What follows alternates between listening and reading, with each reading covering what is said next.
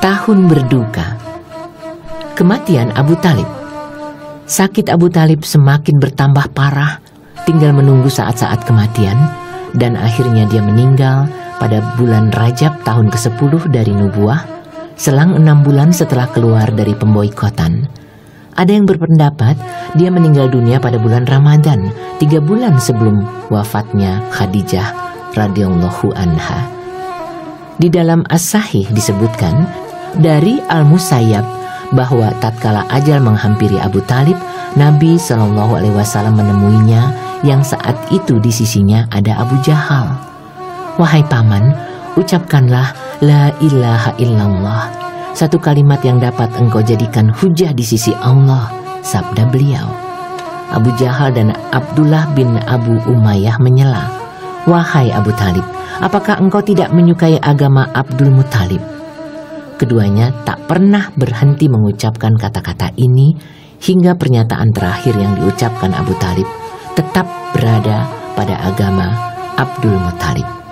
Beliau bersabda, aku benar-benar akan memohon ampunan bagimu, wahai paman, selagi aku tidak dilarang melakukannya. Lalu turun ayat,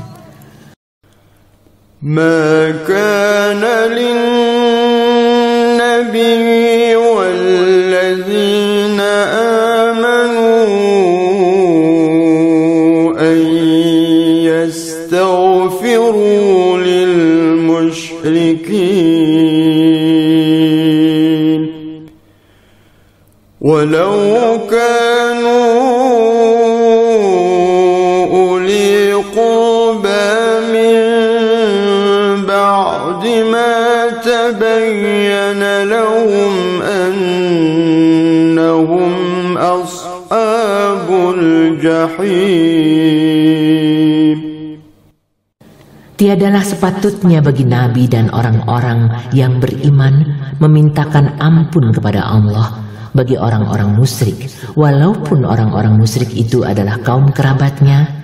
Sesudah jelas bagi mereka bahwasanya orang-orang musyrik itu adalah penghuni neraka jahanam. Surat At-Taubah ayat 113.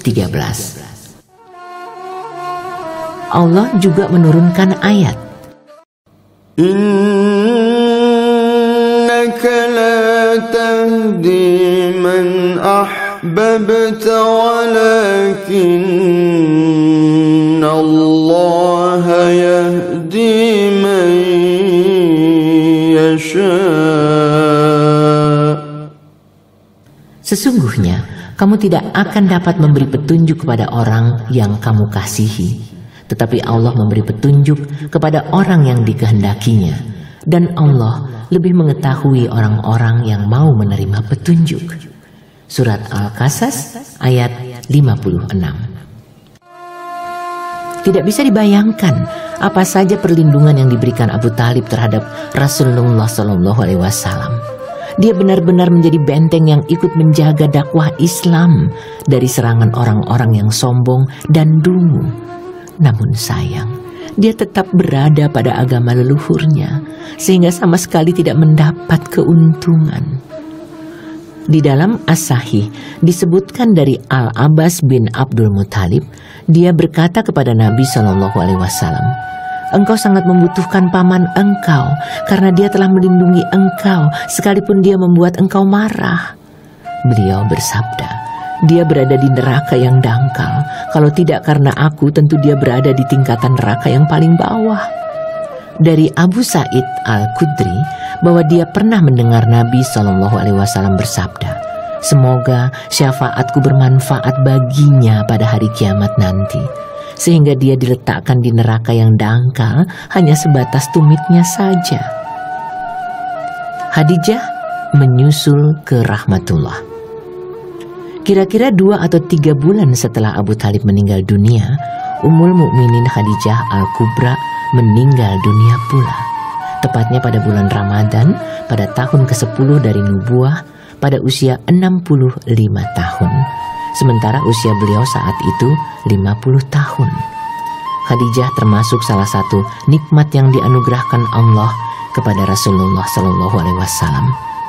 Dia mendampingi selama 1/4 abad, menyayangi beliau di kala resah, melindungi beliau pada saat-saat yang kritis, menolong beliau dalam menyebarkan risalah, mendampingi beliau dalam menjalankan jihad yang berat, rela menyerahkan diri dan hartanya kepada beliau. Rasulullah SAW bersabda tentang dirinya, "Dia beriman kepadaku saat semua orang mengingkariku, membenarkan aku selagi semua orang mendustakan aku, menyerahkan hartanya kepadaku selagi semua orang tidak mau memberikannya. Allah menganugerahiku anak darinya selagi wanita selainnya tidak memberikan kepadaku." Di dalam Sahihul Bukhari dari Abu Hurairah radhiyallahu anhu, dia berkata, Jibril mendatangi Nabi SAW seraya berkata, "Wahai Rasulullah, inilah Khadijah yang datang sambil membawa bejana yang di dalamnya ada lauk atau makanan atau minuman. Jika dia datang, sampaikan salam kepadanya dari Rabbnya dan sampaikan kabar kepadanya tentang sebuah rumah di surga yang di dalamnya tidak ada suara hiruk pikuk dan keletihan." Duka yang bertumpuk-tumpuk. Dua peristiwa ini terjadi dalam jangka waktu yang tidak terpaut lama, sehingga menorehkan perasaan duka dan lara di hati Rasulullah SAW. Belum lagi cobaan yang dilancarkan kaumnya, karena dengan kematian keduanya, mereka semakin berani menyakiti dan mengganggu beliau. Mendung menjadi bertumpuk-tumpuk, sehingga beliau hampir putus asa menghadapi mereka.